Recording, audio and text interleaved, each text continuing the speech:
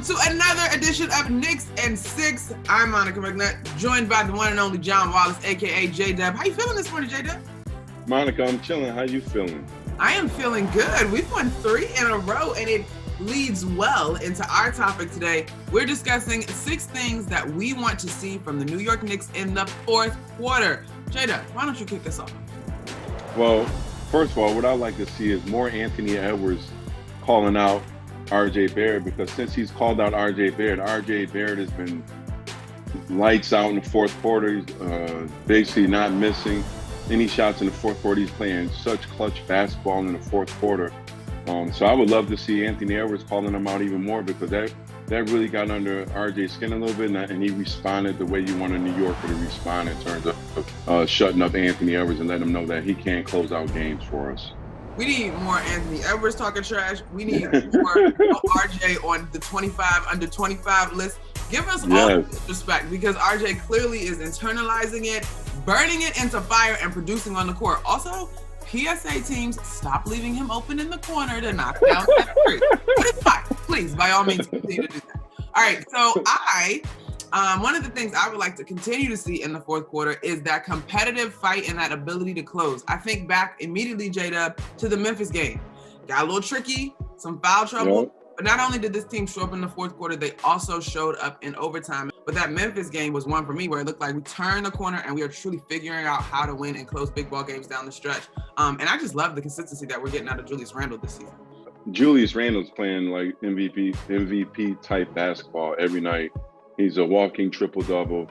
He's a threat at all times, no matter when, no matter what part of the court he's on, which is, something nice for the Knicks to have. Like you said, Monica, I did a radio for a couple of games. The Sixers game when they played them twice in that week, and the Nets, and they lost all those games, but they were right there. And you're talking about the 2 best teams in the East. So the Knicks and Coach Tibbs, they're not looking for moral victories, but the fact that they were able to. They literally gave those games away.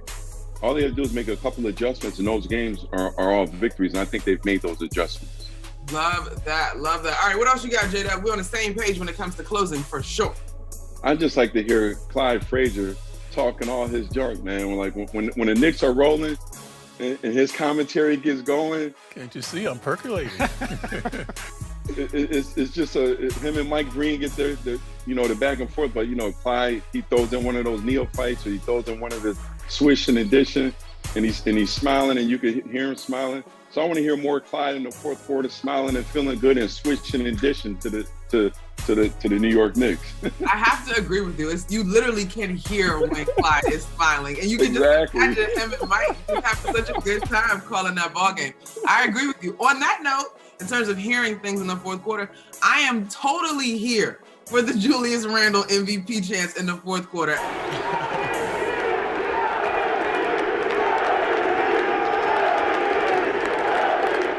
Especially when the crowd at home is engaged, even though it is still small right now. Of course, we're still navigating this pandemic, but the crowd at home is sincere. It means the ball game is close. It means we have a shot to win.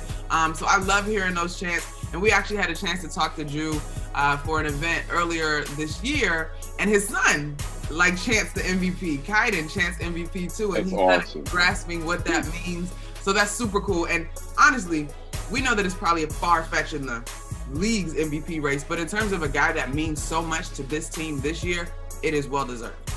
Absolutely, and pretty soon he's gonna reach that status in New York City where he won't have to pay for any meals in a little bit, because he's really balling out, and he's earning his respect in the fourth quarter. Get the ball to Julius and let him do his thing, and everyone else just be ready to shoot when he kicks it out to you.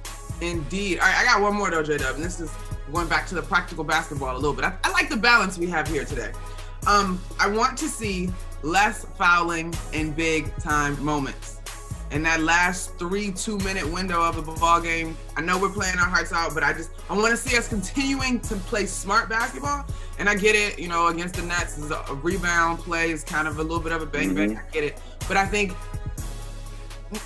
there was a stretch where we kind of missed opportunities where we had, and then there was a stretch where we were kind of putting people in position to steal the win away from us, right? So smart basketball down the stretch, both offensively and defensively. And Monica, you brought up the fans and being able to go to the game for a couple of games working the radio. What I want to see in the fourth quarter is because when the fans are, you know, they're saying something or getting on a player, you can actually hear it vivid. Like you can hear it like verbatim. Whatever they're saying to the players, you can hear it loud and clear. So that's one of the advantages of not only having 1,800, 2,000 people in the MSG arena, is that you can hear everything that's being said in the fourth quarter. In those games, they were saying things that was hilarious to the players. You know what I mean? You can hear it vividly. This has been another edition of Knicks and Six. That's J-Dub. You can actually catch him on Knicks Radio now. Shout out to John Wallace. I'm Monica McNutt. Make sure you tune in to MSG PM, host the post-game show. Y'all be good. Peace.